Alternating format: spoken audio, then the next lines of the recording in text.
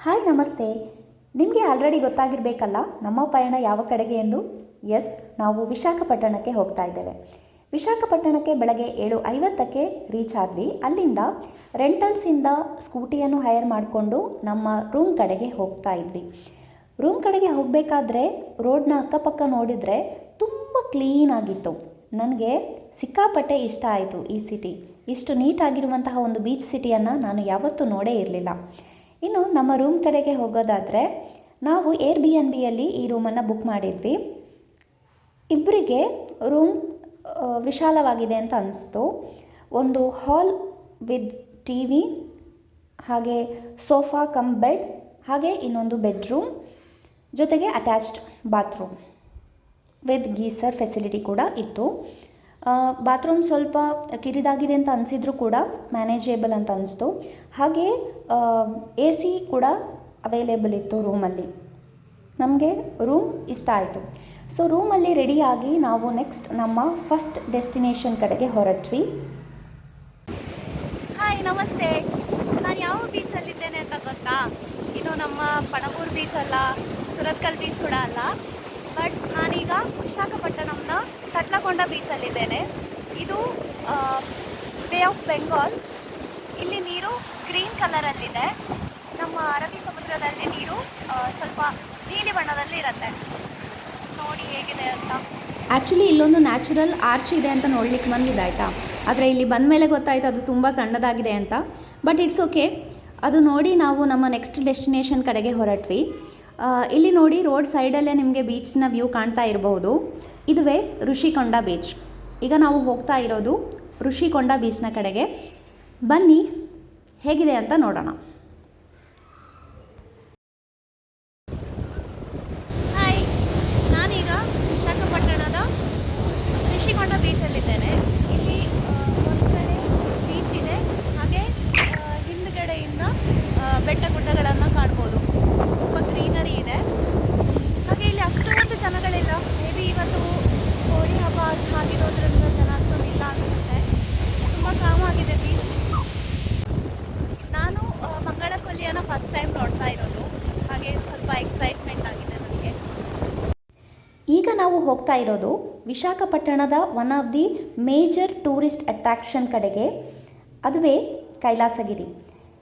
ಇಲ್ಲಿಗೆ ಹೋಗಬೇಕಾದ್ರೆ ನನಗೆ ಮೈಸೂರು ಚಾಮುಂಡಿ ಬೆಟ್ಟಕ್ಕೆ ಹೋಗೋ ಥರ ಫೀಲ್ ಆಯಿತು. ಇಲ್ಲಿ ಮೇಲೆ ಹೋಗಬೇಕಾದ್ರೆ ನಮಗೆ ಇಡೀ ವಿಶಾಖಪಟ್ಟಣದ ವ್ಯೂ ಸಿಗತ್ತೆ. ಇಲ್ಲಿಂದ ಕೆಳಗಡೆ ನೋಡಿದರೆ ವಿಶಾಖಪಟ್ಟಣ ಸಿಟಿಯ ವ್ಯೂ ಸಿಗತ್ತೆ. ಹಾಗೆ ಇನ್ನೊಂದು ಕಡೆಗೆ ಬೇ ಆಫ್ ಬೆಂಗಾಲ್ನ ವ್ಯೂ ಕೂಡ ಸಿಗತ್ತೆ. ಬನ್ನಿ ನೋಡೋಣ. ಈಗ ನಾವು ಕೈಲಾಸಗಿರಿ ರೀಚ್ ಆದ್ವಿ. ಈ ಕೈಲಾಸಗಿರಿಯಲ್ಲಿ ಶಿವ ಮತ್ತು ಪಾರ್ವತಿಯ ಒಂದು ದೊಡ್ಡದಾದ ಸ್ಟ್ಯಾಚು ಇದೆ. ಇದುವೇ ಇಲ್ಲಿಯ ಒಂದು ಮೇನ್ ಅಟ್ರಾಕ್ಷನ್ ಅಂತ ಹೇಳ್ಬೋದು. ಇಲ್ಲಿ ಪಾರ್ಕಿಂಗ್ಗೆ ಟಿಕೆಟ್ ಜಸ್ಟ್ 10 ರೂಪೀಸ್. ಹಾಗೆ ಇದರ ಒಳಗಡೆ ಕ್ಯಾಂಟೀನ್ನ ವ್ಯವಸ್ಥೆ ಇದೆ. ಹಾಗೆ ಒಂದು ಚಿಕ್ಕ ಟಾಯ್ ಟ್ರೈನ್ ಇದೆ. ಒಂದು ಮ್ಯೂಸಿಯಂ ಕೂಡ ಇದೆ. ದೊಡ್ಡದಾದ ಪಾರ್ಕ್ ಇದೆ. ನೋಡೋದಕ್ಕೆ ಚೆನ್ನಾಗಿದೆ.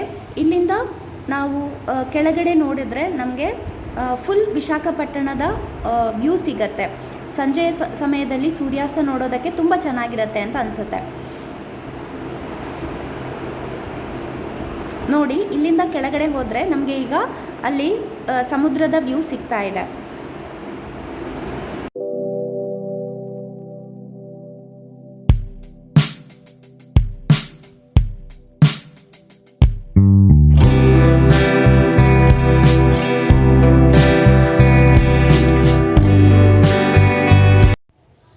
ನಾವು ಈಗ ಕೈಲಾಸಗಿರಿಯ ಇನ್ನೊಂದು ಭಾಗದ ಕಡೆಗೆ ಬಂದಿದ್ದೇವೆ.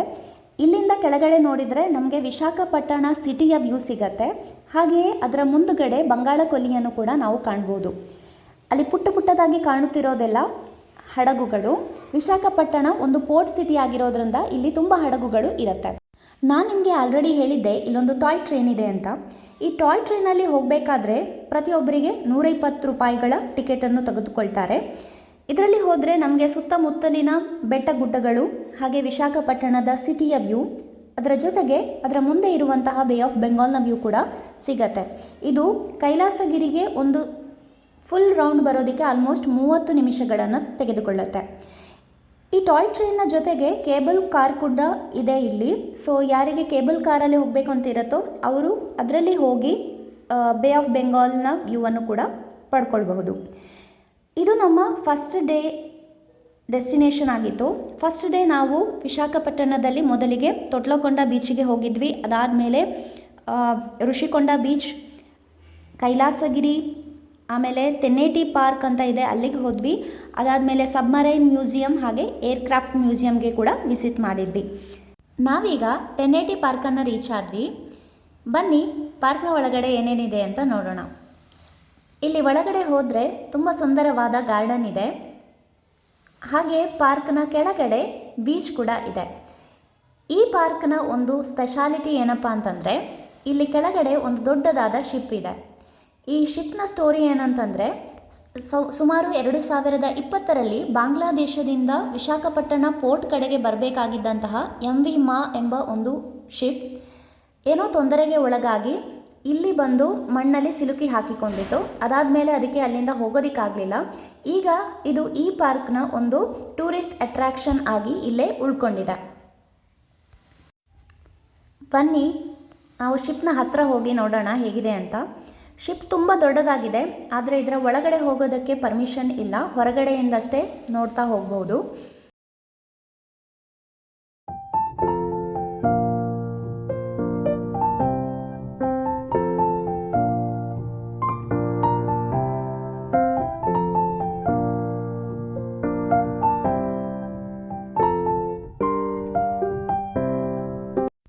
ಫ್ರೆಂಡ್ಸ್, ನೀವೇನಾದರೂ ವಿಶಾಖಪಟ್ಟಣಕ್ಕೆ ಹೋಗೋದಾದರೆ ನೀವು ಈ ಪ್ಲೇಸಿಗೆ ಒಂದು ವಿಸಿಟ್ ಹಾಕಲೇಬೇಕು. ಅದುವೇ ಸಬ್ಮರೈನ್ ಮ್ಯೂಸಿಯಂ. ಇದರ ಸ್ಪೆಷಾಲಿಟಿ ಏನಪ್ಪ ಅಂತಂದರೆ ಇದನ್ನು 1970ರಲ್ಲಿ ರಷ್ಯಾದಿಂದ ವಿಶಾಖಪಟ್ಟಣಕ್ಕೆ ತರಲಾಗಿತ್ತು. ಇದು ಸುಮಾರು 31 ವರ್ಷಗಳ ಕಾಲ ಇಂಡಿಯನ್ ನೇವಿಯಲ್ಲಿ ಸರ್ವ್ ಮಾಡಿತು. 31 ವರ್ಷಗಳ ಸರ್ವಿಸ್ನ ನಂತರ ಸುಮಾರು 2001ರಲ್ಲಿ ಇದನ್ನು ಮ್ಯೂಸಿಯಂ ಆಗಿ ಕನ್ವರ್ಟ್ ಮಾಡಲಾಗಿತ್ತು. ನಮ್ಮ ಹೆಮ್ಮೆಯ ಈ ಮ್ಯೂಸಿಯಂ ಇಡೀ ವಿಶ್ವದಲ್ಲೇ 2ನೆಯ ಸಬ್ಮರೈನ್ ಮ್ಯೂಸಿಯಂ ಆಗಿದ್ದು ಏಷ್ಯಾದಲ್ಲಿ ಫಸ್ಟ್ ಸಬ್ಮರೈನ್ ಮ್ಯೂಸಿಯಂ ಆಗಿದೆ. ಇದು ನಮ್ಮೆಲ್ಲ ಭಾರತೀಯರ ಹೆಮ್ಮೆ. ಇದರ ಒಳಗಡೆ ಸಬ್ಮರೈನಲ್ಲಿ ಹೇಗೆ ಜೀವನ ಮಾಡ್ತಾ ಇದ್ರು ಅನ್ನೋದನ್ನು ಡಿಪಿಕ್ಟ್ ಮಾಡಿ ತೋರಿಸಿದ್ದಾರೆ. ಅದರ ಒಳಗಡೆ ಅವರು ಹೇಗೆ ಮಲಗ್ತಾ ಇದ್ರು, ಎಷ್ಟು ಕಿರಿದಾಗಿರುವಂತಹ ಬೆಡ್ ಇದೆ, ಎಷ್ಟು ಸಣ್ಣದಾಗಿರುವಂತಹ ಕಿಚನ್ ಇದೆ, ಹೇಗೆ ಫುಡ್ ಪ್ರಿಪೇರ್ ಮಾಡ್ತಾ ಇದ್ರು, ಅವರು ಹೇಗೆ ಮಲಗ್ತಾ ಇದ್ರು, ಹೇಗೆ ಊಟ ತಿಂಡಿಗಳನ್ನು ಮಾಡ್ತಾಯಿದ್ರು, ಅವರಿಗೆ ಶೌಚಾಲಯದ ವ್ಯವಸ್ಥೆ ಹೇಗೆ ಇತ್ತು, ಹಾಗೆ ಹೇಗೆ ಇದರ ಒಳಗಡೆ ಇಕ್ವಿಪ್ಮೆಂಟ್ಗಳಿದ್ವು, ಯುದ್ಧಕ್ಕೆ ಬೇಕಾದಂತಹ ಸಾಮಗ್ರಿಗಳನ್ನೆಲ್ಲ ಹೇಗೆ ಅವರು ಸ್ಟೋರ್ ಮಾಡಿ ಇಡ್ತಾಯಿದ್ರು, ಹೀಗೆ ಹಲವಾರು ವಿಷಯಗಳು ಇದರ ಒಳಗಡೆ ನಮಗೆ ಕಾಣಲಿಕ್ಕೆ ಸಿಗತ್ತೆ. ಸೊ ಇದು one of the major tourist attraction of Visakhapatnam ಅಂದರೆ ತಪ್ಪಾಗಲಿಕ್ಕಿಲ್ಲ. ನಮಗೆ ಭಾರತದ ಯಾವ ಭಾಗದಲ್ಲೂ ಇಂತಹದೊಂದು ಸಬ್ಮರೈನ್ ಮ್ಯೂಸಿಯಂ ಕಾಣಲಿಕ್ಕೆ ಸಿಗೋದಿಲ್ಲ. ಹಾಗಾಗಿ ವಿಶಾಖಪಟ್ಟಣಕ್ಕೆ ಹೋದರೆ ದಯವಿಟ್ಟು ಎಲ್ಲರೂ ಈ ಸಬ್ಮರೈನ್ ಮ್ಯೂಸಿಯಂಗೆ ಒಂದು ವಿಸಿಟ್ ಕೊಡಿ. ಇನ್ನು ಇಲ್ಲಿಗೆ ಟಿಕೆಟ್ ಒಬ್ಬರಿಗೆ 70 ರೂಪಾಯಿಗಳು, ಕ್ಯಾಮರಾ ಬಳಸೋದಿದ್ದರೆ 50 ರೂಪಾಯಿ ಫೀಸನ್ನು ಕೊಟ್ಟು ಕ್ಯಾಮರಾವನ್ನು ಬಳಸಬಹುದು. ಈ ಮ್ಯೂಸಿಯಂ ಸೋಮವಾರದಂದು ಓಪನ್ ಇರುವುದಿಲ್ಲ. ಉಳಿದ ಎಲ್ಲ ದಿನಗಳಲ್ಲೂ ಮಧ್ಯಾಹ್ನ 2 ಗಂಟೆಯಿಂದ ರಾತ್ರಿ 8:30ರವರೆಗೆ ಈ ಮ್ಯೂಸಿಯಂ ನೋಡಲು ಓಪನ್ ಇರುತ್ತೆ. ಸಂಡೇ ಬೆಳಗ್ಗೆ 10 ಗಂಟೆಯಿಂದ ಕೂಡ ಓಪನ್ ಇರುತ್ತೆ. ಇಲ್ಲಿ ನೋಡಿ, ಇದು ಕಿಚನ್ನಲ್ಲಿ ಹೇಗೆ ಅವರು ಸ್ಟೋರ್ ಮಾಡಿ ಇಟ್ಟಿದ್ದಾರೆ ಅಂತ ತೋರಿಸ್ತಿದ್ದಾರೆ. ಈ ಕಡೆಗೆ ಬಂದರೆ ಅಡಿಗೆ ಮಾಡೋದಕ್ಕೆ ಎಷ್ಟು ಸಣ್ಣದಾದ ಕಿಚನ್ನ ವ್ಯವಸ್ಥೆ ಇತ್ತು, ಅವರು ಹೇಗೆ ಅಲ್ಲಿ ನಿಂತ್ಕೊಂಡು ಅಡಿಗೆ ಮಾಡ್ತಾಯಿದ್ರು ಅಂತಲೂ ತೋರಿಸ್ತಾ ಇದ್ದಾರೆ.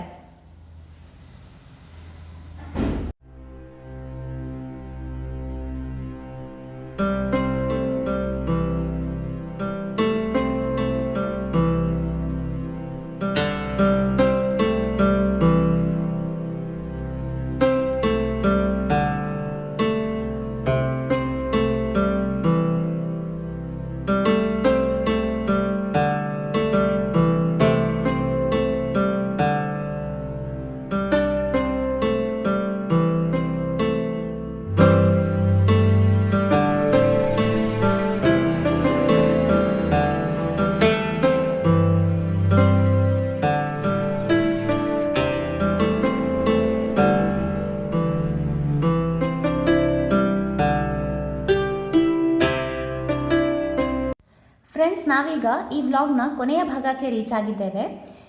ಇದುವೇ ಏರ್ಕ್ರಾಫ್ಟ್ ಮ್ಯೂಸಿಯಂ. ಇದು ಸಬ್ಮರೈನ್ ಮ್ಯೂಸಿಯಂನ ಒಪೋಸಿಟ್ ಭಾಗದಲ್ಲಿದೆ.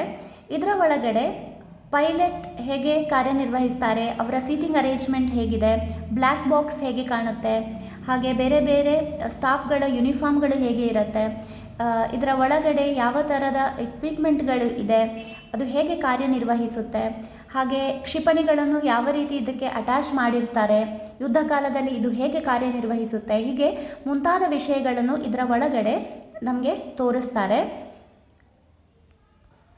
ಬರೀ 70 ರೂಪಾಯಿಗೆ ನಮಗೆ ತುಂಬ ನಾಲೆಜ್ ಸಿಗತ್ತೆ ಇಲ್ಲಿಗೆ ಹೋದರೆ. ಹಾಗಾಗಿ ಇಲ್ಲಿಗೆ ಒಂದು ವಿಸಿಟ್ ಹಾಕೋದಕ್ಕೆ ಮರಿಬೇಡಿ. ಇಲ್ಲಿ ನೋಡಿ, ಕ್ಷಿಪಣಿಗಳನ್ನು ಕಾಣಬಹುದು. ಬೇರೆ ಬೇರೆ ಕ್ಷಿಪಣಿಗಳನ್ನು ಇಲ್ಲಿ ಅರೇಂಜ್ ಮಾಡಿ ಇಟ್ಟಿದ್ದಾರೆ.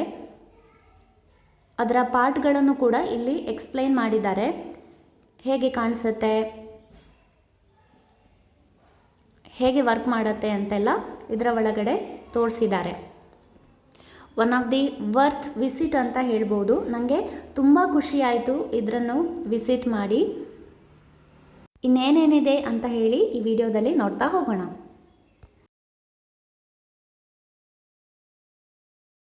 ಫ್ರೆಂಡ್ಸ್, ಇದಾಗಿತ್ತು ನಮ್ಮ ವಿಶಾಖಪಟ್ಟಣದ ಮೊದಲನೇ ದಿನದ ವ್ಲಾಗ್. ನಿಮಗೆ ಇಷ್ಟ ಆಗಿದೆ ಅಂತ ಭಾವಿಸ್ತೀನಿ. ಪ್ಲೀಸ್ ಲೈಕ್ ಮಾಡಿ ಹಾಗೂ ಶೇರ್ ಮಾಡಿ. ಧನ್ಯವಾದಗಳು.